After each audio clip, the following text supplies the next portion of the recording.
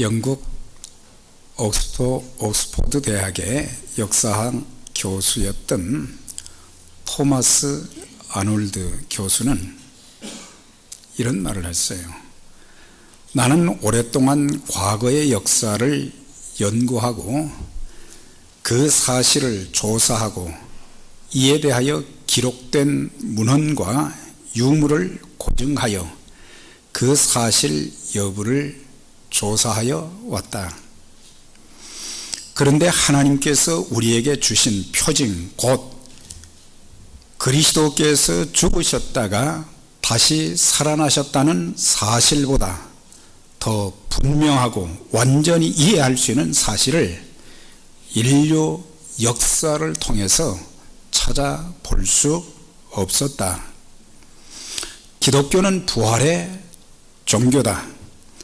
만일 기독교가 그리스도의 부활을 허위로 선전했다면 기독교가 2000년 후인 오늘까지 존재할 수도 없었고 전 세계에 이렇게 복음이 놀랍게 전파될 수 없었을 것이다. 그런 고백을 한 것을 알 수 있는데,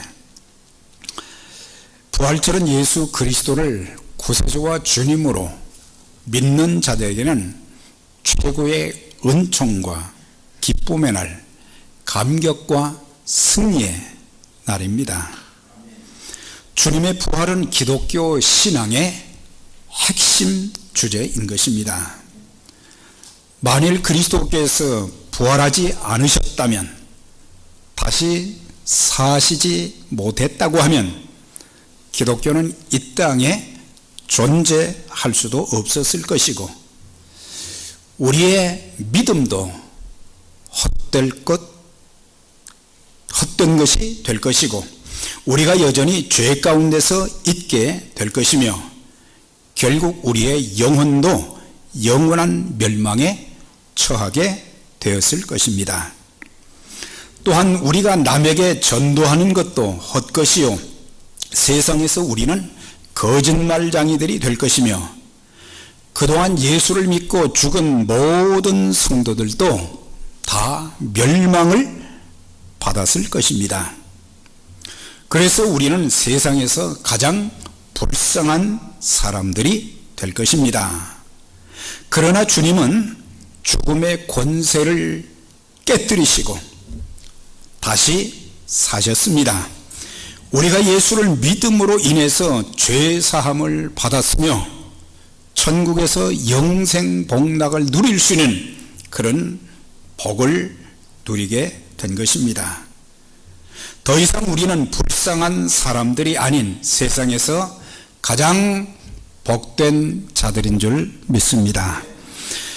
우리가 이 마태복음 뿐만 아니라 사복음서 전체 또 고린도 전서를 통해서 보면은 그리스도께서 십자가에 고난받으시고 죽으시고 장사된 것으로 끝난 것 같지만 사실 사복음서나 또 사도행전의 그런 시작을 보게 되면은 우리 주님께서 다시 살아나심으로 인해서 또한 보혜사 성령님을 통한 하나님의 성령의 역사하심을 통해서 예수의 복음, 그리스도께서 우리 죄를 위해서 죽으시고 또한 사흘 만에 살아나셨다는 이 부활의 복음이 담대하게 증거될 수 있었던 것을 우리가 볼 수 있게 되는데, 특별히 마태복음 28장에 보니까 안식일이다 하여 가고 안식 후 첫날이 되는 새벽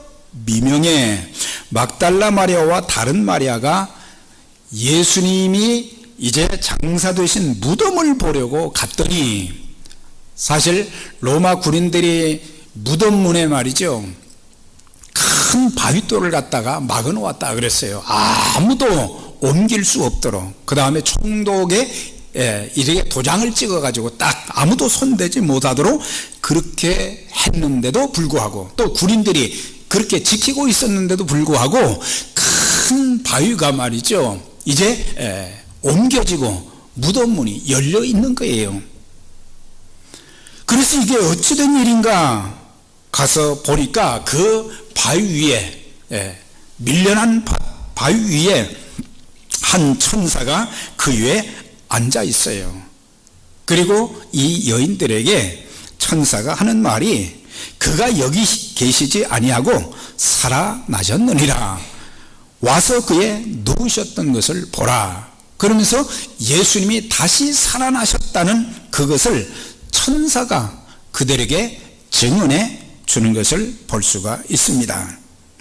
사실 주님께서 이 땅에서 공생의 사역을 감당하시면서 특별히 선택된 제자들에게 자신이 예루살렘에 올라가서 고난받으시고 죽으실 뿐만 아니라 사흘 만에 다시 살아나신다고 하는 것을 4번에 걸쳐서 계속해서 확인하시면서 말씀을 이제 그들에게 해 주셨습니다. 그리고 부활하신 후에 40일 동안 이 땅에 계시면서 11번씩 또한 예수님이 바로 죽은 자 가운데서 다시 살아나신 것을 이렇게 보여주셨던 것을 알 수가 있어요. 베드로에게, 막달라 마리아와 다른 마리아에게도 보여주셨고, 또 예수님이 죽으신 것 때문에 낙심해서 엠마오로 돌아가는 그 두 제자에게도 보여주셨습니다. 또한 예수님의 동생 야고보에게도 보여주셨고, 그리고 500의 형제들에게 일시에 모든 사람들이 한꺼번에 예수님이 부활하신 그 모습을 이제 보게 되었습니다. 그래서 기독교는 빈 무덤을 자랑하는 종교다. 사실 종교란 말이 어울리지 않지요. 기독교는 곧 생명입니다. 그런데 여기 보니까는 주님께서 그렇게 살아나심으로 인해서 빈 무덤을 자랑하는데, 우리들도 마찬가지예요. 더 이상 죽은 예수, 무덤에 계신 예수 찾으려고 하지 말고 다시 사신 예수님, 오늘 찬양대의 찬양처럼 예수님 다시 사셨다, 사셨네, 예수 다시 사셨네, 이런 다시 사신 예수님을 우리가 찬송하면서 전하는 그런 삶이 되어져야 되고, 또한 막달라 마리아도 죽은 예수 찾으러 무덤에 갔다가 거기서 막 울었어요. 너무 슬퍼서. 그런데 거기에서 이제 부활하신 예수님을 만나게 된 것입니다. 또한 주님의 11 제자들도 예수님을 만났습니다. 주님의 교회를 잔혹하게 핍박하며 스데반 집사를 죽이는 일에 가담했던 사울이 변해서 바울이 되었고, 그를 통해서 소아시아와 유럽에 이르기까지 복음을 전하는 위대한 전도자로서 많은 영혼을 구원하고, 또한 많은 교회를 세워서 하나님 나라에 헌신하게 만든 것을 볼 수 있어요. 바울을 누가 그렇게 만들 수 있었겠어요? 바로 그가 다메섹 도상에서 부활하신 예수님을 만난 것 때문에, 그 예수님을 만나고 나니까 자기 인생이 완전히 180도 바뀌게 되었어요. 그리고 내가 전에는 율법을 위해서, 종교를 위해서 그렇게 살았지만은 이제는 예수를 위해서 내가 살아야 되겠다. 그래서 자신의 모든 과거에 자랑할 만한 것들을 다 버리고 이제는 예수님 한 분만 자기의 생명을 걸고 전하는 그런 일에 헌신했던 것을 볼 수가 있습니다. 오늘 저와 여러분들도 마찬가지입니다. 나의 허물과 죄를 대신해서 십자가를 지시고 죽으신 주님, 사망 권세를 이기시고 부활하신 예수님을 우리 마음의 구세주와 주님으로 모시면 이제 우리는 하나님의 자녀가 되는 권세를 얻게 됩니다. 그리고 하나님의 자녀가 될 뿐만 아니라 그때부터 우리의 생각이 달라지고 우리의 언어와 얼굴 모습이 달라지고 삶의 철학이 달라지고 인생관과 사생관까지 바뀌어서 주님과 동행하는 복된 삶, 권세 있는 삶을 살게 될 것입니다. 그래서 주님의 부활은 역사적인 사실인 동시에 주님의 부활은 현재를 살아가는 우리 모든 그리스도인들에게 산 소망과 능력을 주십니다.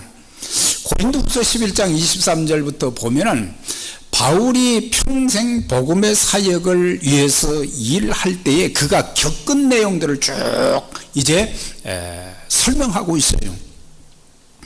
내가 수고를 넘치도록 하고 옥에 갇히기도 더 많이 하고 매도 수없이 맞고 10번 죽을 뻔하였고 유대인들에게 매를 39대씩 5번 맞았고 3번 태장으로 맞고 1번 돌로 맞고 3번 파선하는데 일주일을 기품에도 지냈으며 여러 번 강의 위험과 강도의 위험, 동족의 위험과 이방인의 위험과 거짓 형제 중에 위험을 당하고, 사실 예수 믿고 구원받은 것으로 끝나는 것이 아니고 예수 믿고 나서 그는 하나님의 일을 감당하면서 정말 극심한 고통을 많이 겪게 되었어요. 이런 정도의 극심한 고통이면 대부분의 사람들은 낙심하거나 포기할 것입니다. 내가 꼭 이렇게 살아야 되는가? 내가 꼭 이렇게 해야 되는가? 그래서 낙심하거나 포기할 수 있는데 바울은 그렇게 하지 않았어요. 끊임없이 자기에게 시시각각으로 다가오는 환난과 핍박과 많은 고통이 있음에도 불구하고 복음 증거하는 일을 중단하지를 않았어요. 교회를 세우는 일을 중단하지 않았어요.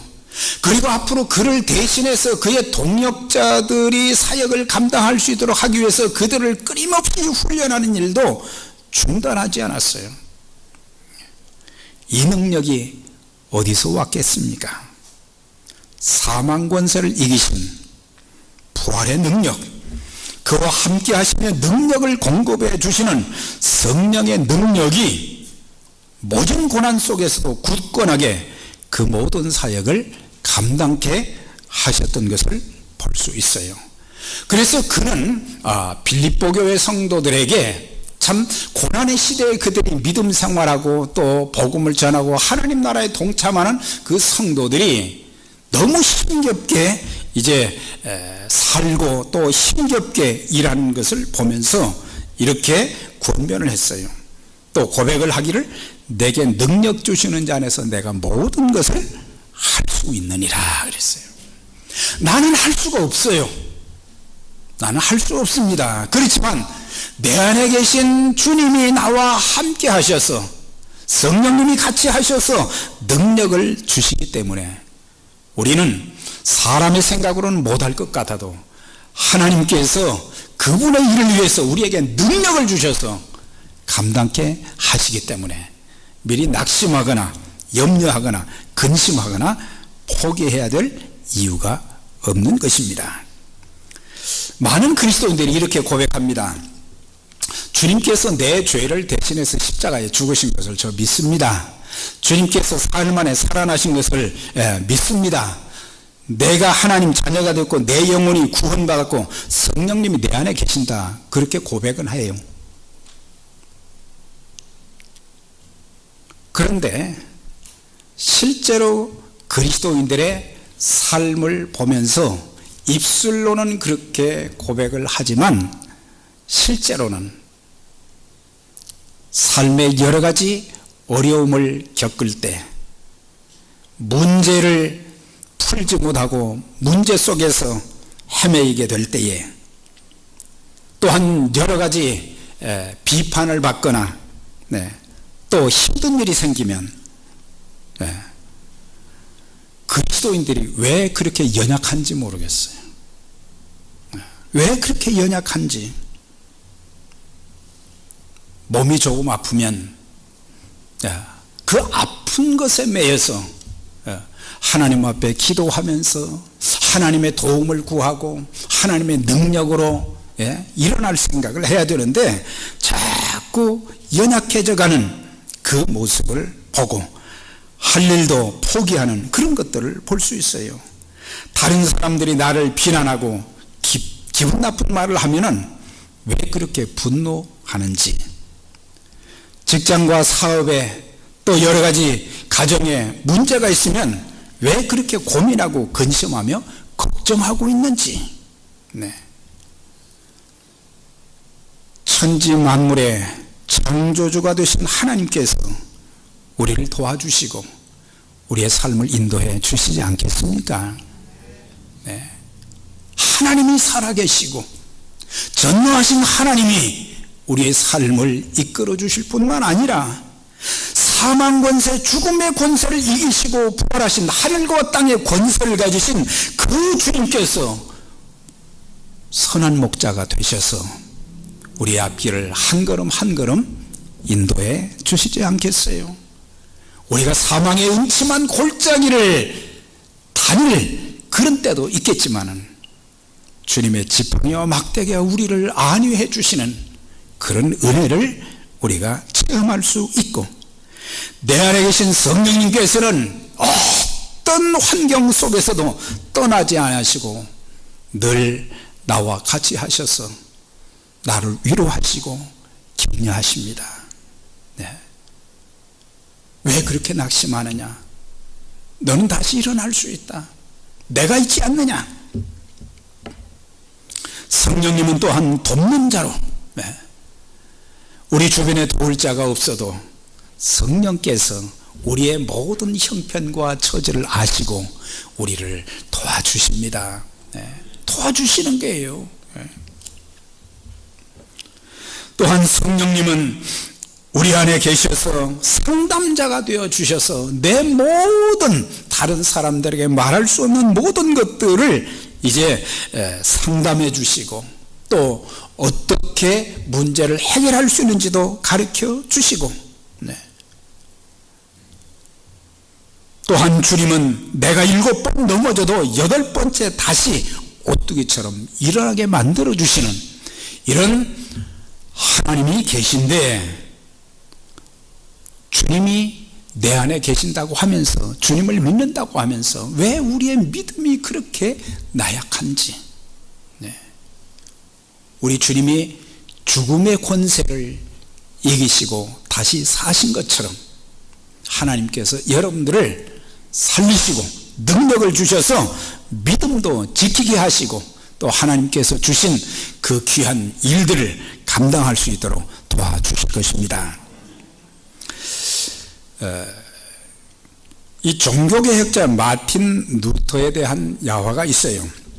그가 1517년에 교황청의 비진리와 타락한 종교적 제도를 바라보면서 이제 천주교를 향해서 95개 조항을 내걸고 그들에게 답변을 요구한 것이 종교개혁의 도화선이 되었는데, 그때 이제 교황청에서요 답변을 하지는 않고 루터를 찾아가서 협박을 합니다. 그리고 그를 회유하기도 합니다. 내가 이것을 이제 돌이키지 않으면 우리는 너를 죽일 수 있다. 살해 위협도 참 많이 받았어요. 그래서 그게 하루 이틀 또 3일 계속 되다 보니까 너무 고통스러운 거예요. 그래서 너무 고통스럽고 힘이 들어서 집에 들어가서 이불을 둘러쓰고 그냥 누워 있는 거예요. 그런데 자기 아내가, 루터의 아내가 그를 보니까 참 답답하고 한심해. 남편이 왜 저럴까? 그런데 하나님이 그에게 지혜를 주셨어요. 그래서 그 아내가 상복을 입고 누워있는 남편 루터를 이제 루터의 방에 들어갔어요. 그리고 남편을 깨웠어요. 그래서 부시시 눈을 뜨고 보니까 아내가 상복을 입고 있는 거예요. 그때 하는 말이, 여보, 누가 죽었어요?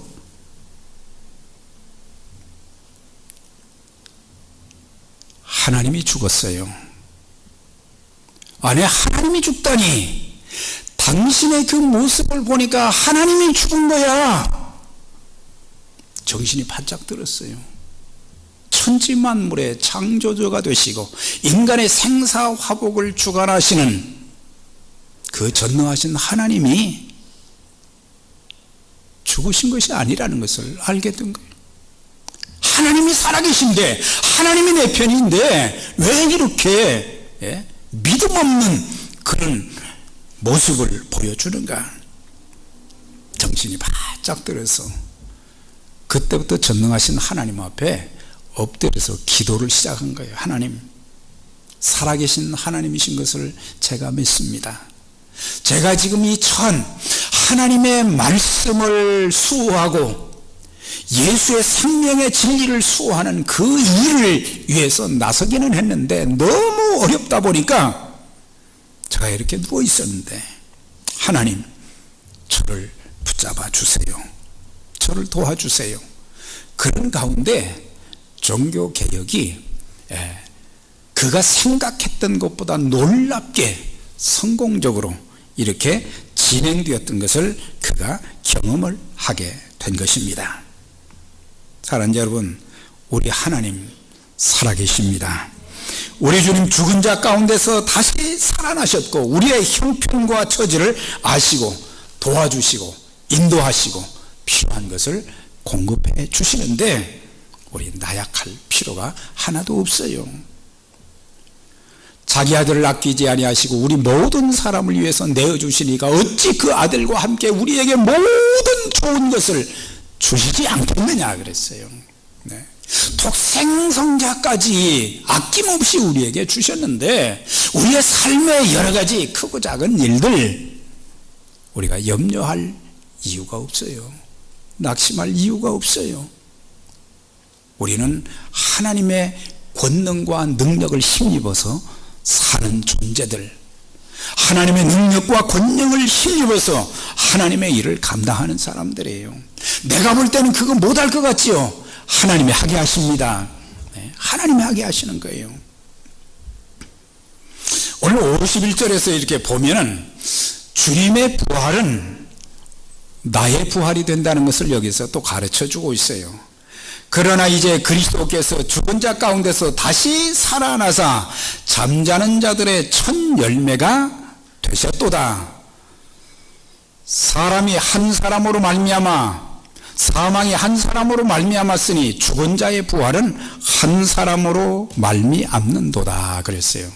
그러니까 예수님이 부활하신 것은 잠자는 자들, 죽은 자들의 첫 열매라 그랬어요. 그러니까 예수님께서 부활하셨으니까 그를 믿는 모든 사람들도 장차 부활하게 된다. 그걸 말씀해 주는 거예요. 아담 한 사람으로 말미암아 죄가 이 세상에 왔는데 그러나 제2의 아담이신 그리스도께서 그분 한 분을 통해서 이제는 어떤 일이 있었어요? 모든 사람들이 살게 된다는 것을, 모든 사람들이 다시 살 수 있는 부활을 경험할 수 있다는 것을, 부활해서 주님과 영원히 살 수 있다는 것을 이제 말씀해 주고 있는 거예요. 바울이 고린도 교회 성도들에게 이렇게 또 말합니다. 보라, 내가 너희에게 비밀을 말하노니 우리가 다 잠잘 것이 아니요. 잠잔다는 말은 이건 죽는다는 말이에요. 우리가 죽음으로 끝이 나는 인생이 아니다. 그걸 말씀하죠. 마지막 나팔의 순식간에 호련히 변화되리니 나팔 소리가 나며 죽은 자들이 썩지 아니할 것으로 다시 살고 우리도 변화하게 될 것이다 그랬어요. 그러니까 우리 주님이 이 땅에 다시 오실 때 우리는 썩을 몸으로 있는 것이 아니고 무덤에 있는 자들이 살아 일어나게 되고 살아있는 우리들은 호련히 변화가 되어진다.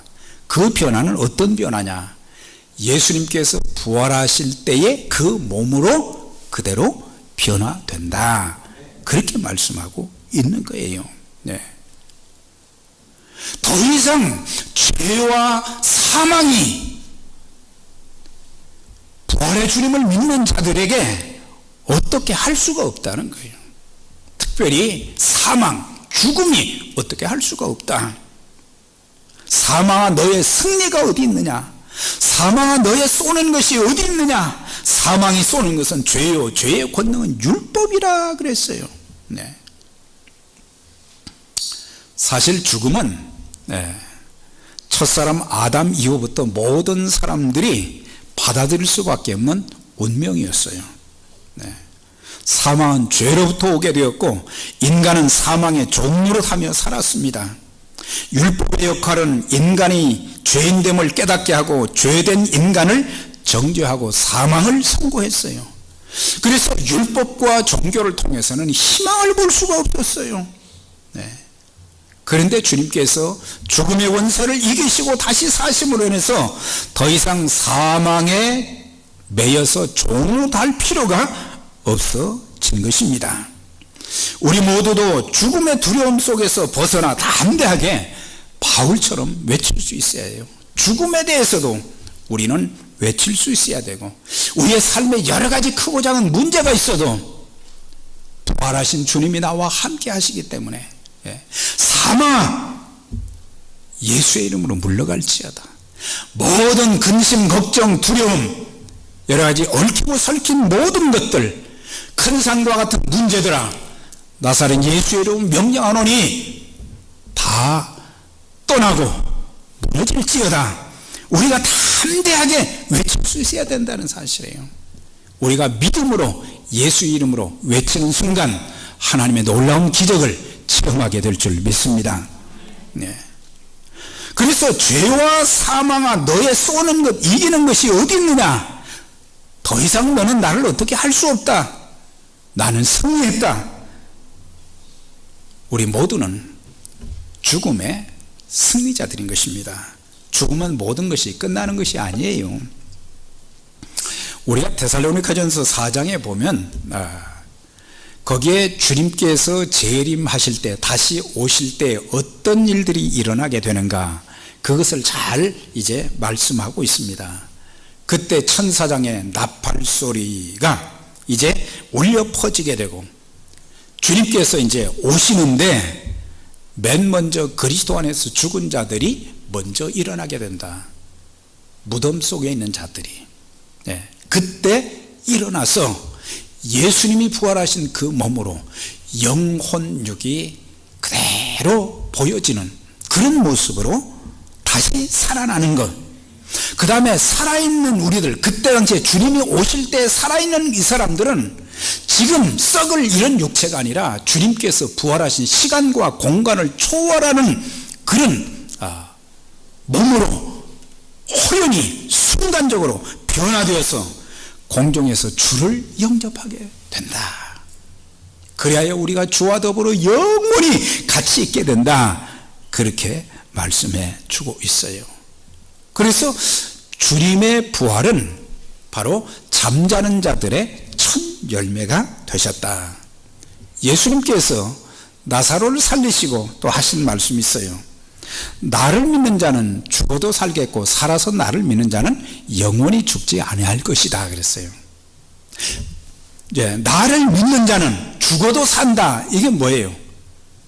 육신적으로는 죽었지만 그리스도께서 부활하신 것처럼 우리 주님 다시 오실 때 우리도 그렇게 살아나게 된다. 그러니까 죽어도 우리는 산다. 육신은 죽어도 나중에 우리는 부활됨으로 말미암아 다시 살게 된다. 무릇 살아서 나를 믿는 자는, 우리가 살아있을 때 주님께서 영광 중에 재림하시는 그 광경을 보는 사람들은 살아서 나를 믿는 자는 영원히 죽지 아니할 것이다. 그러면서 너희가 이것을 믿느냐 그렇게 물으셨어요. 여러분들 믿으십니까? 이걸 정말 너희들이 믿느냐 확인을 주님께서 하신 것을 보게 돼요. 자, 주님의 부활은 역사적인 사실이고, 주님의 부활은 이 땅에서 참 우리에게 능력과 소망이 되실 뿐만 아니라 또한 주님의 부활은 나의 부활이 되는데, 이제 중요한 게 있어요. 주님이 부활하셨는데 우리는 어떻게 살아야 되는가? 우리 생명 있는 동안 어떻게 살아야 되는가? 바울은 고린도 교회 성도들에게 권면하기를 우리 주 예수 그리스도로 말미암아 우리에게 이김을 주시는 하나님께 감사한다 그랬어요. 이김을 주시는 하나님께 감사하며 살아라, 그걸 권면해 주고 있어요. 사실 우리는 예수님 때문에 감사할 일이 참 많아요. 하나님께서 나에게 베푸신 사랑과 또한 주님께서 허락해 주신 그 많은 은혜들을 하나씩 하나씩 세워보면 감사할 일이 너무 많은데, 특별히 바울은 모든 악한 세력과 사탄, 죄와 사망, 이런 것들로부터 이김을 주시는 하나님께 내가 감사한다 그랬어요. 우리들은 살면서 죄 때문에 허덕일 때가 많았는데 그리스도를 통해서 죄의 용서함을 받게 되었고 구원받게 되었고, 또 살면서 우리 삶에 많은 위기와 어려움들이 숱하게 많이 있었어요. 삶의 위기, 가정이 풍지박산 될 수도 있었고, 내가 생명의 위협을 받은 일들도 참 많이 있었고, 큰 문제로 인해서 더 이상 회생할 수 없는 그런 상황 가운데 있었을 때도 있고, 더 이상 고침받을 수 없는 그런 질병으로 인해서 참 많은 아픔도 있었지만, 그런데 하나님이 나와 함께 하셔서 나를 살리시고 나를 고치시고 내 삶의 문제를 해결해 주시고 나를 지키시고 인도해 주신 하나님의 아름다운 뜻이 이루어진 것, 하나님을 사랑하는 자 곧 그 뜻대로 부르심을 입은 자들에게는 모든 것이 합력하여 선을 이룬다, 그렇게 말씀하셨잖아요. 합력해서 선을 이루시는 거예요. 하나님은 모든 것을 다 좋게 만드시는 거예요. 더 이상 마귀의 지배를 받아서 마귀에게 짓밟히지 않도록, 세상 것에 짓밟히지 않도록 하나님의 사람답게 살아갈 수 있도록 하나님이 지키시고 인도하시고 축복해 주시는데, 그리스도인들은 감사할 줄 몰라요. 감사할 것이 너무 많잖아요. 그런데 왜 그렇게 원망불평도 많고, 왜 쉽게 낙심하고 절망하고 포기하고 하나님이 없는 것처럼 살아가냔 말이에요. 견고하며 흔들리지 말고 항상 주의 일에 더욱 힘쓰는 자들이 되라. 견고하라 그랬어요. 그러니까 부활신앙에 굳게 서라는 얘기예요. 부활신앙이 흔들리면 다 흔들리는 거예요. 여러분들, 그리스도의 십자가에 나를 위해서 돌아가신 그 고난의 죽음, 그리스도의 죽으심과 나에게 영원한 생명을 주시기 위해서 다시 사신 그 주님의 부활의 그 내용, 이게 복음이잖아요. 내가 너희에게 전한 복음을 너희로 알게 하노니. 복음이 뭐냐? 기쁜 소식이에요. 기쁜 소식이 뭐예요? 사람의 기준에서 기쁜 소식이 아니고 이 세상에서 가장 가치 있고 복된 가장 큰 기쁨의 소식이 그리스도께서 내 죄를 위해서 죽으시고 또한 우리에게 영생을 주시기 위해서 사흘 만에 다시 살아나신 것인데, 이 신앙에서 뿌리를 좀 깊게 내려라.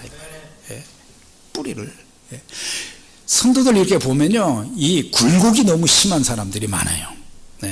어떤 때는 자기 생명까지 내 생명 주님께 드리리 그렇게 해놓고, 또 조금만 어려우면 그냥 고개 푹 숙이고 말이죠.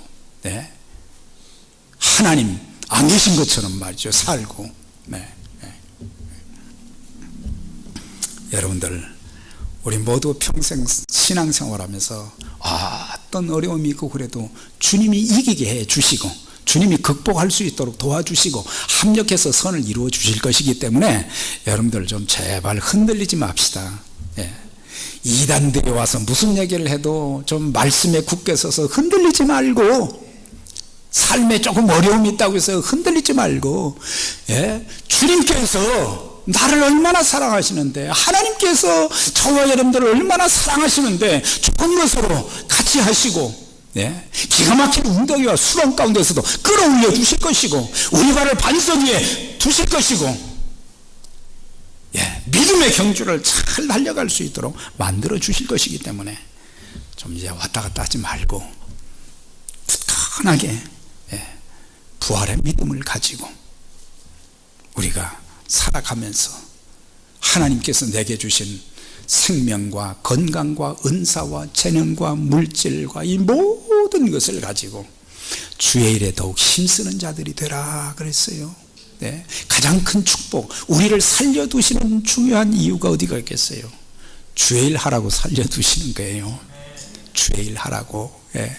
막연하게 100세 120세 사는 것이 아니고 죽는 순간까지 예수님이 마지막 십자가에 달리셔서 가상치를 통해서 그 마지막 물과 피를 다 흘리시면서도 주님은 하나님의 일을 하시다가 내 영혼을 아버지 손에 부탁합니다 그랬잖아요. 그러셨잖아요. 우리들도 마찬가지예요. 이제 머지않아 사망 권세를 이기시고 부활하신 다시 사신 그 주님이 머지않아서 이 땅에 오시게 됩니다. 내일일지 모레일지 우리는 알 수 없지만 살아있는 동안 하나님께서 우리에게 주신 그 사랑과 은총과 축복을 기억하면서 또 우리에게 주신 그 복음의 사명을 잘 감당하다가 영광 중에 다시 오실 그 주님을 기쁨으로 영접하면서 주님과 더불어 하나님 나라에서 영원토록 사는 그런 축복, 또 이 땅에 살면서 많은 주의 일을 통해서 하나님이 기뻐하시는 그 거룩한 일에 아름답게 쓰임받는 축복된 믿음의 가정들이 다 되시기를 주의 이름으로 축원합니다. 하나님 아버지 감사합니다. 오늘 우리에게 참 죽음의 권세를 이기시고 부활하신 그 주님을 기리는 부활절을 허락해 주시고 또한 부활의 찬송, 부활의 기도, 부활의 또 메시지를 주신 주님, 부활의 능력을 힘입어서 이 세상을 하나님의 자녀답게 하나님의 종답게 살게 하시고 더 이상 죄와 사망의 노예가 되지 않게 해 주시고 하나님의 종들이 되어서 부활의 능력, 성령의 능력을 힘입어서 하나님께서 우리에게 주신 귀한 복음의 사명을 잘 감당하다가 우리 모두가 영광 중에 다시 오실 주님을 맞이하는 그런 축복된 믿음의 가족들, 또 주의 몸된 교회가 부활의 복음을 땅끝까지 전한 일에 앞장서는 그런 교회로 쓰임받도록 하나님 축복해 주옵소서. 감사드리며 예수님 이름으로 기도드리옵나이다. 아멘.